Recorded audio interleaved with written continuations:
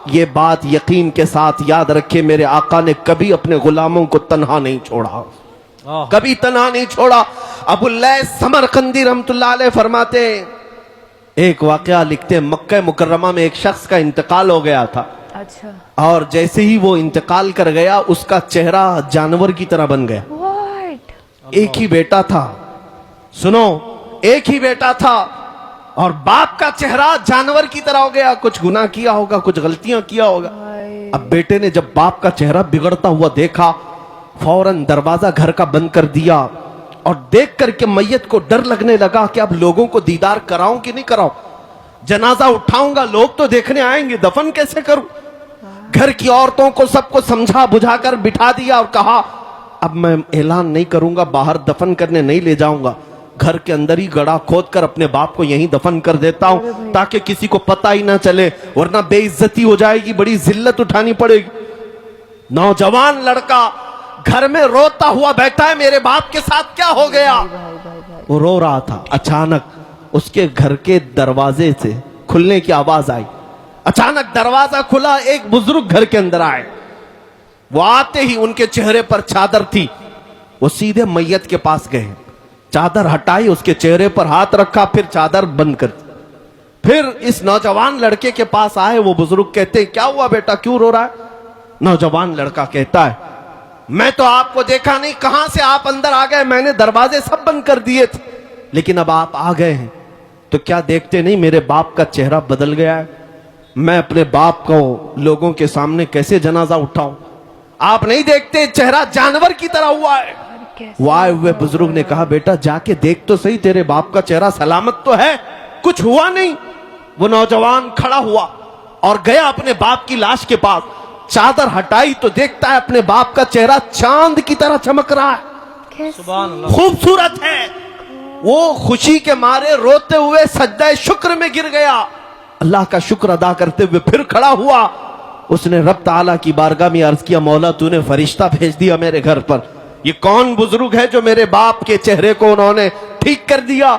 उस वक्त तक वो बुजुर्ग घर से निकलने को थे, दरवाजे तक पहुंचे थे, ये दौड़ता हुआ आया और उनका दामन पकड़ लिया, कहा आप कौन हैं। अल्लाह का फरिश्ता, अल्लाह की तरफ से आए हुए, आपने मेरे बाप के चेहरे को ठीक कर दिया, ये एहसान क्यों किया। वो आए हुए बुजुर्ग पलटते हैं और कहते, अना मुहम्मदुन रसूलुल्लाह, मैं मोहम्मद अल्लाह का रसूल हूँ। अल्लाह सुभान अल्लाह, क्या बात, अल्लाह अकबर। जैसे ही वो नौजवान सुना, कदमों में गिरा, कहा आका मेरे घर आपकी आमद हुई और इस हाल में मुझे बताएं मेरे बाप के साथ क्या हुआ। अल्लाह के नबी सल्लल्लाहु अलैहि वसल्लम फरमाते हैं, तेरे बाप का कोई एक गुनाह ऐसा था जिससे मौला नाराज था, रब्बे कदीर गजबनाक था। जैसे ही तेरे बाप का इंतकाल हुआ, मौला ने अपने गजब का इजहार उसके चेहरे पर किया, तेरे बाप का चेहरा बदल गया।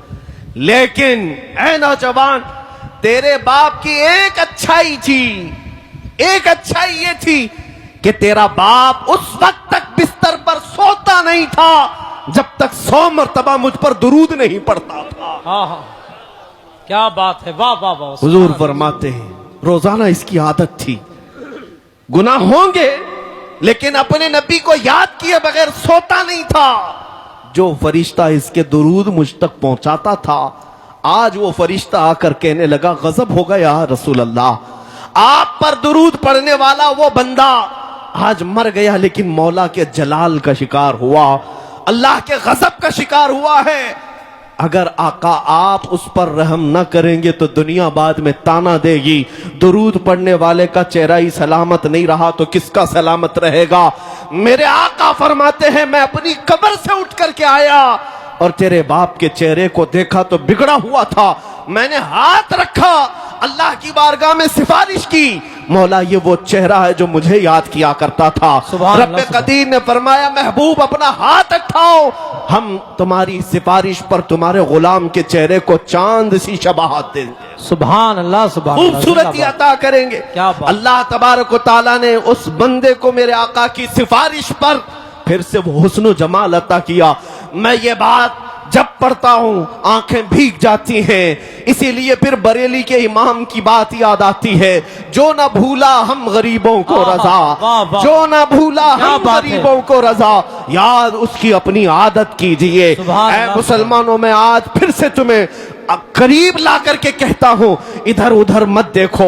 अगर तुम्हारे दर्दों को कोई आज समझने वाला है, तुम्हारे गमों को और तुम्हारे गम की दास्तान को कोई अगर सुनने वाला है, तो वो मेरे आका की जात है, वो ताजदार मदीना की जात है। दुनिया तुम्हारे गमों पर हाथ नहीं रखती, ये तुम्हारा मजाक उड़ाती है। तुम जिसके पास जाकर के शिकायत करते हो, हमारा ये हाल हो गया, हमारा वो हाल हो गया, हमने देखा है कि ये दुनियादारों ने हमेशा हमारा मजाक उड़ाया है। तुम्हारे हाथ में 2 चॉकलेट दे देंगे, तुम्हारे हाथ में कोई चीज थमा करके भेज देंगे, लेकिन तुम्हारे दर्दों का मुदावा करने वाला कोई नहीं।